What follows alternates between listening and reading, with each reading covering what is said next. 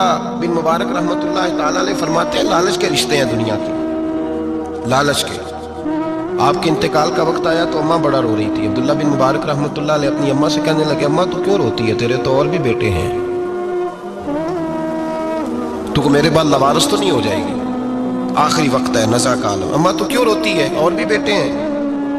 तो अम्मा कहने लगी, बेटा और भी बेटे हैं, पर जिस तरह का ध्यान तू रखता था वो नहीं रखते, जिस तरह वक़्त पे दवाई तू ला के देता था वो नहीं ला के देते, जिस तरह तू मेरे खाने पीने का ख्याल रखता था वो। कहने लगी, अच्छा अम्मा इसका मतलब है तू मुझे नहीं रो रही, तू तो अपनी ज़रूरतों को रो रही है कि रोटी कौन देगा, खाना कौन लाएगा, दवाई। मैं समझा था शायद मुझे रो रही है। बीवी से पूछा तू क्यों रो रही है, तो कहने लगी तेरी वजह से मेरी बादशाही थी, तू मौजूद है तो ख़ानदान में मुआशरे में मेरा एक वक़ार है, तेरे बाद तो बेवा की ज़िंदगी होगी। आप फरमाने लगे, ओहो मैं समझा था शायद मुझे रो रही है, तू तो अपने वक़ार को रो रही है। बेटों और बेटियों से पूछा तुम्हारी आंखों में क्यों आंसू छलकते हैं। कहने लगे, अब्बा जिस प्यार से बाप शादी करता है दूसरा कोई नहीं कर सकता, और जिस मोहब्बत से बाप ला के कमा के देता है दूसरा कोई नहीं दे सकता। फरमाने लगे, ओहो मैं समझा था मुझे रो रहे हो, तुम तो शादियों को रो रहे हो, मेरे साथ तो ताल्लुक ही नहीं। फिर अब्दुल्ला बिन मुबारक रोने लगे और फूट के रोए। किसी ने कहा आप क्यों रोते हैं, फरमाया आज समझ आई है, मेरे साथ अगर बेलौस रिश्ता है तो या खुदा का है या मोहम्मद मुस्तफ़ा का है सल्लल्लाहु अलैहि वसल्लम। आज समझ आई है, वो मैंने जिनके साथ ताल्लुक मजबूत किया ही नहीं, कभी फजर छोड़ी, कभी जोर छोड़ी, कभी एक रह गया, कभी वो रह गया, कभी दाढ़ी का प्रोग्राम बना, कभी रह गया, जिनके साथ मैं कमजोर था वो मेरे साथ मजबूत थे, और जिनके साथ मैं मजबूत था उनका मेरे साथ क्या हाल था। ये कमजोरी है रिश्तों में, वफा नहीं। हमें तो भाई काम प्यारा है, चम नहीं। बिल्कुल बच्चे शिकायत करते हैं, कहते हैं अब्बा कमाऊ पुत्र से प्यार करने लगा है, बच्चे शिकवा करते हैं, कहते हैं जो आदमी जेब में ज्यादा पैसे डालता है अब्बा जी का प्यारा है। बाप शिकवा करने लगे हैं, कहते हैं मैं मालदार होता तो मेरे बच्चे भी फर्मा बरदार होते। रिश्तों को रूह का रिश्ता बनाए, वफा का रिश्ता बनाए, वफा का।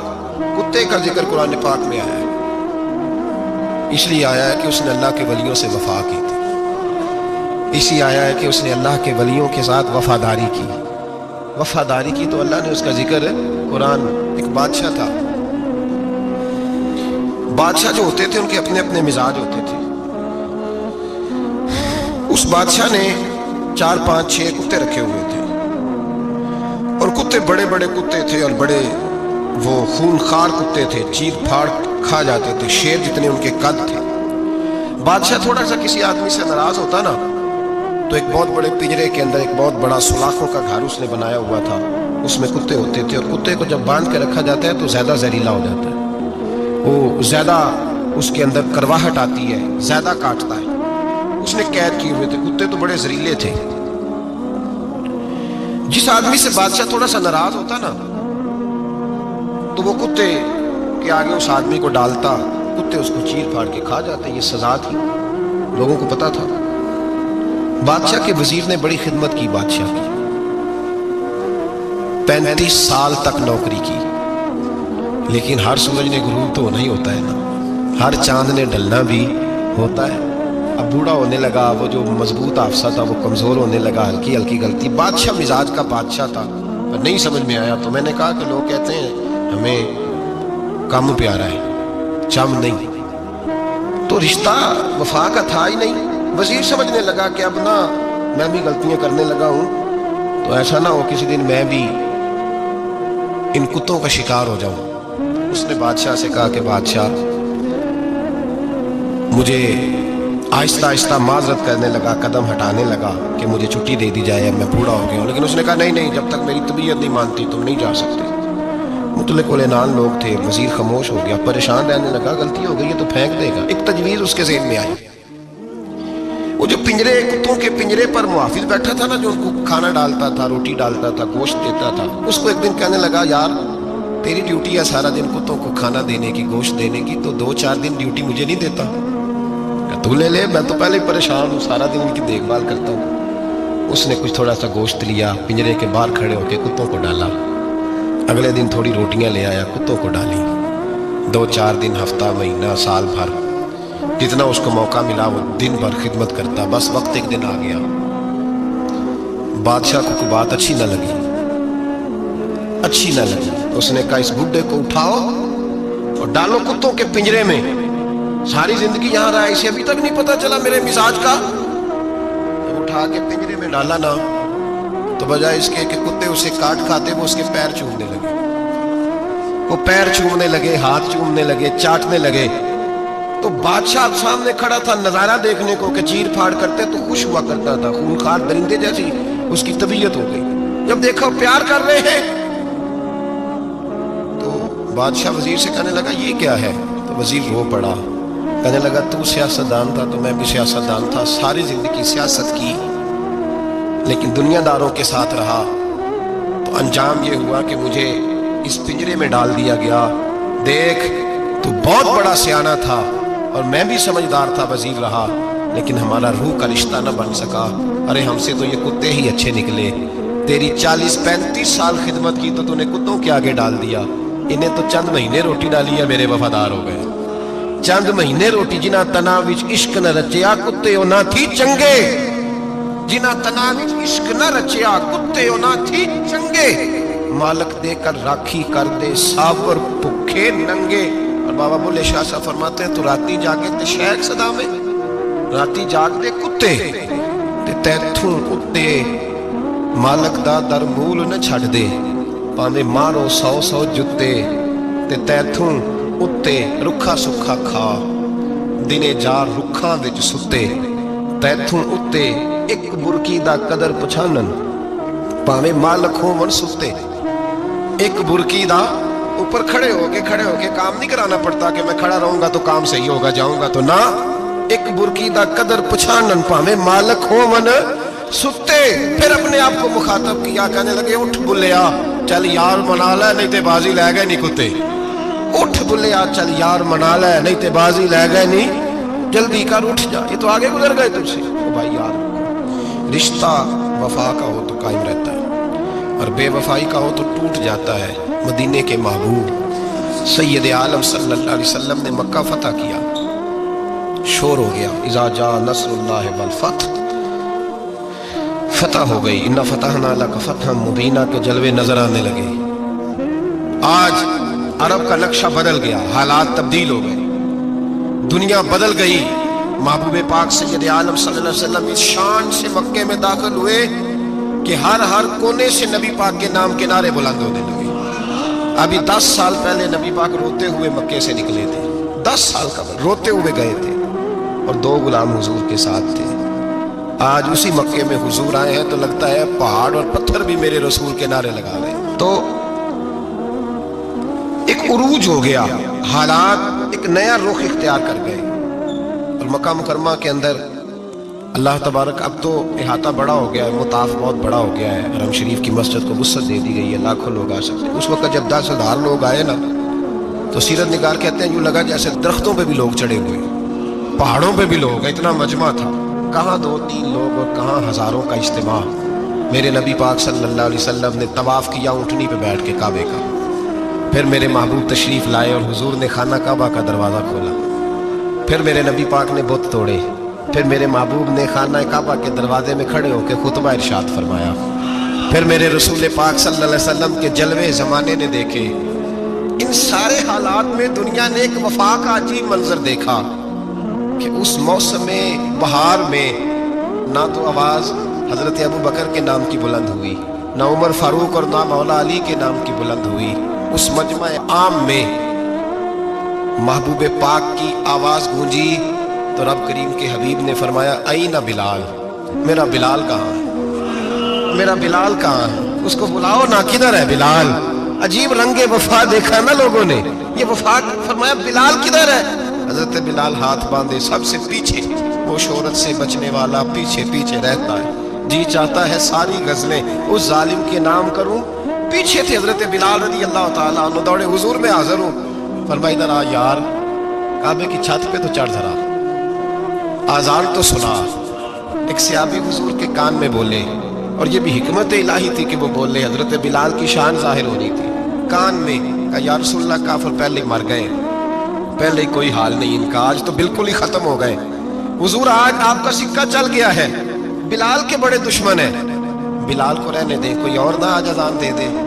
کان میں بات کہی تھی، چاہیے تھا جواب بھی کان میں آتا، پر معصوم آمنہ فخر آدم و بنی آدم وفا کا خطبہ پڑھنے لگے۔ وفا کا خطبہ شروع ہوا۔ میرے حبیب علیہ السلام نے فرمایا، کان میں بات کی تھی، حضور کان میں جواب دیتے، لیکن حضور نے فرمایا چپ کر یار، تو نے عجیب بات چھیڑ دی ہے۔ جب مکے میں پتھر کھانے ہوں تو بلال، اور جب بدر میں تلواریں چمکے تو بلال، احد میں پتھر برسے تو بلال، اور گلے میں کس کے رسی باندھ کے سے مکے کی گلیوں میں گھسیٹا جائے تو بلال محمد محمد کہے، اور آج اللہ عزتیں دے تو کسی اور کو چڑھاؤں، فرمایا چپ کر کے سارے نیچے کھڑے رہو۔ آج کعبے کی چھت پہ بلال کھڑا ہوگا تو میں دنیا کو بتاؤں گا وفا کس چیز کا نام ہوا کرتا، بلال ہی چڑھے گا کعبے کی چھت پہ۔ کس نے ذروں کو اٹھایا اور صحرا کر دیا، یہ کس نے قطروں کو ملایا اور دریا کر دیا، اور کس کی حکمت نے یتیموں کو کیا در یتیم اور غلاموں کو دنیا بھر کا مولا کر دیا۔ بھائی یاد رکھو، رشتہ جو وفا کا ہوتا ہے نا، اس کا بڑا رنگ ہوتا ہے، اس کا بڑا انداز ہوتا ہے، اس کے بڑے طریقے ہوتے ہیں۔ اگر حضرت حلیمہ غربتوں کے عالم میں میرے مصطفیٰ کو لے کے گئی تھی نا، تو معصوم آمنہ نے بھی تو سبق بڑا نرالا دیا نا امت کو۔ حضرت حلیمہ جب لے کے گئی تھی تو تب تو 3 لوگ تھے نا، کوئی دیکھنے والا نہیں تھا، 3-4 لوگوں میں لے کے گئی تھی۔ حلیمہ کہتی ہے جب میں نے رنگ دیکھا تو میں نے نرالا دیکھا ہے۔ مسجد بھری ہوئی تھی غلاموں سے، اور کریم رسول ممبر پہ بیٹھے تھے، سادی سی بی بی جس کے لیے کبھی کوئی اٹھ کے کھڑا نہیں ہوا تھا، کوئی بھی، لباس بھی پرانا اور میلا تھا۔ کہتی ہیں جب میں نے مسجد میں قدم رکھا تو وہ والے نعرے لگے جو فرشتوں نے بھی دروازے کھول کھول کے دیکھے کہ کسی کے نعرے لگ رہے ہیں۔ اور جناب حلیمہ کہتی ہے کسی نے ایسا کبھی استقبال نہ دیکھا ہوگا۔ حضور اٹھے، گویا اللہ کی ساری رحمتیں اٹھ کے کھڑی ہو گئی، اور پھر مصطفیٰ کریم نے بچھائی جب چادر، اور حضرت حلیمہ سعدیہ رضی اللہ تعالیٰ عنہ بیٹھی، اور حضور التحیات کی حالت میں سامنے بیٹھو تو لوگوں کو پتہ چلا جو وفا کا رشتہ ہوتا ہے اس کا رنگ ذرا نرالا ہوا کرتا ہے، اس کا انداز ذرا انوکھا ہوا کرتا ہے۔ بھائی رشتہ وفا کا، رشتہ خلوص کا، لالچ کا رشتہ، اگر آپ نے کمپنی والے کی اس لیے دعوت کی ہے نا کہ وہ آپ کو مال صحیح دے گا، تو بھائی وہ بھی اس لیے آیا ہے کہ آپ اس کا مال زیادہ بیچیں گے۔ اگر آپ کسی رشتہ دار کے ساتھ اس لیے تعلق رکھتے ہیں نا کہ اس کے پاس پیسے زیادہ ہیں، تو وہ بھی اس لیے آپ کے ساتھ تعلق زیادہ رکھے گا کہ کبھی کبھی چلو گاڑی چلا لے گا، کبھی کبھی میرے کسی کام آ جائے گا۔ یہاں خلوص دیکھو، یہاں اگر آپ کے ہاں خلوص ہے تو پھر سامنے بھی آپ کو بڑا خلوص ملے گا۔ دنیا میں وفا ختم نہیں ہوئی، پر ہم نے وفا کا رشتہ ہی نہیں بنایا، ہم نے تعلق ہی نہیں بنایا، وفا کا تعلق ہی نہیں بنایا۔ میرے شیخ سے کسی نے پوچھا تو حضور آپ ہاتھوں میں ہاتھ لے کے بیعت کرتے ہیں؟ تو آپ فرمانے لگے وہ تو ادا ہے نا، وہ سنت ہے، لیے تو ہاتھوں میں ہاتھ ہی ہوتے ہیں، لیکن فرمایا جب کسی کو سامنے بٹھاتے ہیں تو اصل بات یہ ہوتی ہے کہ ہم دلوں میں دل لے کے بیعت کر رہے ہیں، ہم دلوں کو دلوں سے باندھ رہے ہیں، اور یہ وہ رشتہ ہے جو قبر کی دیوار کے اندر جا کے بھی دوبارہ کھلتا نہیں، یہ قائم ہی رہتا ہے۔ رشتے وفا کے پیدا کریں، خلوص کے پیدا کریں، للہیت کے پیدا کریں۔ میرے نبی پاک سید عالم صلی اللہ تعالیٰ علیہ وسلم نے اس وفا کو آگے پھیلایا ہے۔ زندگی میں کبھی بھی کسی شخص کے ساتھ بھی تعلق لالچ کا نہ بنائیں، ورنہ آپ ٹوٹ کے بکھر جائیں گے، سامنے والے کا کچھ نہیں بگڑے گا، آپ ٹوٹ کے بکھریں گے، اور رزلٹ کی امید کبھی نہ رکھیں۔ وفا ہوتی 2 طرفہ ہے پر کرنی یک طرفہ چاہیے، یاد رکھ لیں، وفا ہوتی 2 طرفہ ہے، کرنی یک طرفہ چاہیے۔ جو کہتا ہے نا سامنے والا کرے گا تو میں کروں گا، وہ بھی کچا ہے، وہ کمزور ہے، وہ ابھی پکا نہیں ہوا۔ وفا کرنی یک طرفہ چاہیے، تو کر، سامنے والا نہیں کرتا تو نہ کرے، تو اپنی طرف دیکھنا، سامنے والے کو چھوڑ، وہ نہیں کرتا تو نہ کرے، اس کا اپنا۔ حضرت امام احمد بن حنبل رحمۃ اللہ تعالیٰ علیہ، یہ وفا کے عنوان میں بڑی اہم بات ہے اگر آپ کو سمجھ آئے تو۔ امام احمد بن حنبل رحمۃ اللہ تعالیٰ علیہ جھیل کے کنارے، ندی کے کنارے وضو کر رہے تھے، ایک بچھو ساتھ چل رہا تھا، وہ چلتے چلتے پانی میں گر گیا۔ امام احمد بن حنبل نے ہاتھ رکھا، بچھو کو باہر نکالا، جب باہر نکالا تو اس نے ڈانگ مارا۔ جس کی طبیعت میں ڈانگ ہوگا تو وہ ڈانگ ہی مارے گا، میرے پاس ہے ہی اور کوئی نہیں تو وہ کرے کیا، وہ مجبور ہے، اس نے ڈانگ مارا۔ امام صاحب نے باہر رکھا، بھیگا ہوا بچھو آپ نے دیکھا ہوتا ہے جب ندی کنارے چلتا ہے تو پھر گر جاتا ہے، وہ پھر گرا تو امام صاحب نے پھر نکال کے باہر رکھا تو اس نے پھر ڈانگ مارا، پھر ساتھ چلتے چلتے وہ گر گیا۔ کئی دفعہ ایسے ہوا، کئی دفعہ امام صاحب نے نکالا، ایک شخص قریب کھڑا دیکھ رہا تھا، کہنے لگا حضور بس کریں، آپ نکالتے ہیں وہ ڈانگ مارتا ہے، چھوڑ دیں۔ آپ فرمانے لگے اچھا بھائی بڑا تو عجیب مشورہ دے رہا ہے، وہ اپنی بری عادت پہ ڈٹ گیا ہے تو میں اچھی عادت ہی چھوڑ دوں؟ وہ بری نہیں چھوڑ رہا، ڈٹ گیا ہے، بار بار ڈانگ مارتا ہے تو میں اچھی چھوڑ دوں؟ آپ اپنی طرف دیکھیں گے، ہماری طرف سے کوئی کمی نہیں آنی چاہیے، سامنا والے جانے، اس کا کام جانے، وفا کا رشتہ مضبوط رکھیں، دوستی کا تعلق مضبوط۔ میاں صاحب نے کہا چنگی بندی سجنا کو 100 واری ہو جاتی، کنی واری؟ پکی گل ہے نا جی، کنی واری؟